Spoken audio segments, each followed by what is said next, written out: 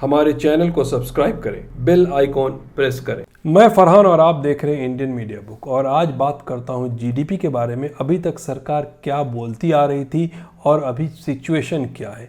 तो एक चीज़ मैं आपको याद कराऊं कि पीयूष गोयल साहब ने जून 2018 में कहा था कि फोर्थ क्वार्टर ऑफ 2019 में हम इंडिया का जो जीडीपी होगा वो 10% पहुंच जाएगा। उसके बाद उन्होंने एक दूसरा स्टेटमेंट दिया, उसमें उन्होंने कहा था 5 फरवरी 2020 को कि सरकार को उम्मीद है कि 7.5% जीडीपी रहेगा। जनवरी और मार्च 2019 और 20 में जीडीपी जो था वो 4.2 पे आके रुक गया, जहां पे सरकार सोच रही थी 7.5 की बात कर रही थी। पीयूष गोयल साहब ने 2 जून 2020 को कहा कि हम 5 ट्रिलियन इकोनॉमी अचीव करेंगे। लेकिन ऐसा ये सब कहने की बात है क्योंकि जब ये लोग कहते आ रहे हैं लेकिन कुछ तो अचीव हो नहीं रहा है।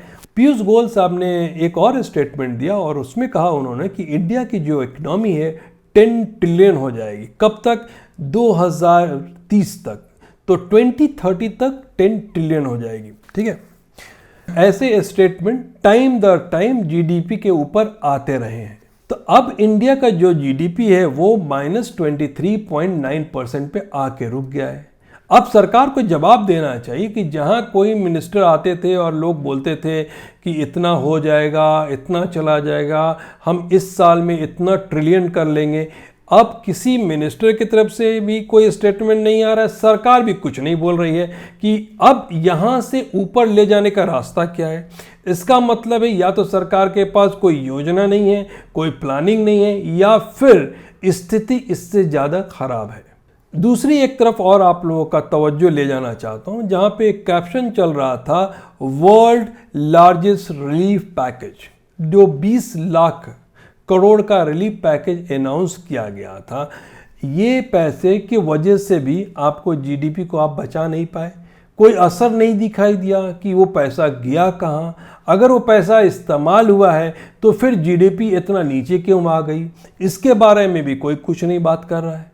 आज आपको एक स्थिति बताता हूँ, कुछ लोगों से बात करने पे पता चला है जो लोग सैलरी बेस्ड लोग हैं, अगर उनकी नौकरी आज चली जाती है तो लोगों ने ये कहा है कि हमारे पास जो जमा पूंजी रहता है उससे हम 6 महीने से ज़्यादा अपना घर गृहस्थी नहीं चला सकते।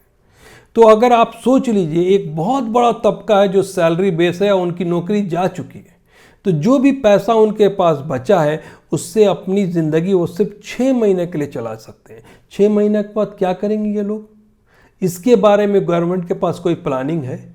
एक चीज़ पे और आपका ध्यान लेके जाता हूँ, पीएमसी बैंक क्या हुआ? वहाँ पे लोग अब धरना दे रहे हैं, लोग चिल्ला रहे हैं कि पैसा वापस दे दो। ये कौन लोग हैं? ये वो लोग हैं जो रिटायरमेंट से जो पैसा मिला था वो जमा किए थे, या कमाते कमाते बूढ़े हो गए थे, वो अपना पैसा वहाँ जमा किए थे और उन्हें सोचा था ये रखे हुए पैसे से बाकी ज़िंदगी चला लेंगे। अब इन सब को पैसा मिल नहीं रहा है क्योंकि बैंक के पास पैसा नहीं है। तो लोग अब आवाज़ लगा रहे हैं कि जैसे आप दूसरों का कर्जा माफ़ कर दिए थे और दूसरे को लोन दे रहे हैं, उसी तरह इस बैंक को भी आप पैसा दीजिए कि हमारे मेहनत की जो कमाई इसके अंदर जमा हुई थी हमको मिल सके और हम अपनी ज़िंदगी चला पाएँ। गीता गोपीनाथ ने एक ट्वीट किया है, जो कि आईएमएफ की डायरेक्टर हैं रिसर्च डिपार्टमेंट की। उन्होंने एक ग्राफ शेयर किया जिसमें बहुत सारे कंट्री का ग्राफ दिखाया गया है। जिस ग्राफ में इंडिया का जीडीपी है वो दिखाया गया है -25.6%। ये खबर रेलवे से आई है और उसमें कहा गया है कि 12 सितंबर से 80 नई ट्रेन शुरू होने वाले हैं, जिसका रिजर्वेशन 10 सितंबर से शुरू हो जाएगा। बेंगलुरु के सिटी क्राइम ब्रांच की एंटी नारकोटिक्स विंग्स ने 3 ड्रग सप्लायर को गिरफ्तार किया है, 40 लाख के हैश और कैनबिस को जब्त किया है। आप सबको पता है कि पबजी बंद हो गया है क्योंकि ये चाइना का ऐप था। अब जो अक्षय कुमार हैं वो एक नया गेम लेके आने वाले हैं।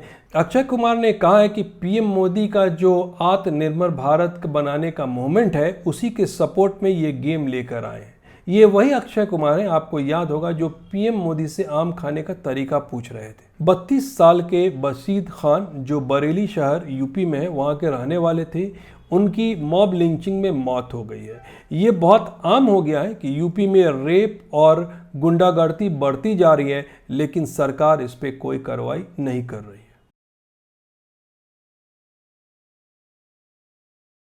बिहार में इलेक्शन होने वाला है और वहां के सीएम नीतीश कुमार ने कहा है कि अगर दलित परिवार में किसी की हत्या हो जाती है तो उसके परिवार के दूसरे सदस्य को नौकरी दी जाएगी। अब किस टाइप का नौकरी देंगे पता नहीं है, लेकिन बात यह है कि जब भी कहीं इलेक्शन आता है तो ऐसे अनाउंसमेंट हमेशा होते हैं। गुजरात में एक जगह है जिसका नाम है दाहोद। वहाँ पे 3 बच्चे सहित 2 बड़े ने जान दे दी। जान देने का कारण ये पता चला है कि उनकी माली हालत बहुत ख़राब हो गई थी, फाइनेंशियल प्रॉब्लम हो दे गया था, जिसके टेंशन में आके उन्हें पूरे परिवार को ख़त्म कर डाला। ये पता चला है कि ये लोग बोहरे समाज से ताल्लुक़ रखते थे। ये घटना यूपी के लालगंज की है, जहां पे एक दलित परिवार का एक बच्चा जिसकी उम्र 19 साल थी, पुलिस इसको पकड़ के ले जाती है पूछताछ के लिए एक बाइक के चोरी के मामले में। बाद में उसको 3 दिन तक हिरासत में रखती है, जहां पे उस लड़के की मौत हो जाती है। की गई 3 दिन तक पुलिस कस्टडी में रख करके उसको मारा पीटा गया, टॉर्चर किया गया। इसकी वजह से उस बच्चे की मौत हुई है। हमारा विनम्र निवेदन है पत्रकार भाइयों से, इसमें अहम भूमिका अपनी दिखाएं। धन्यवाद। Thank you so much watching Indian media book.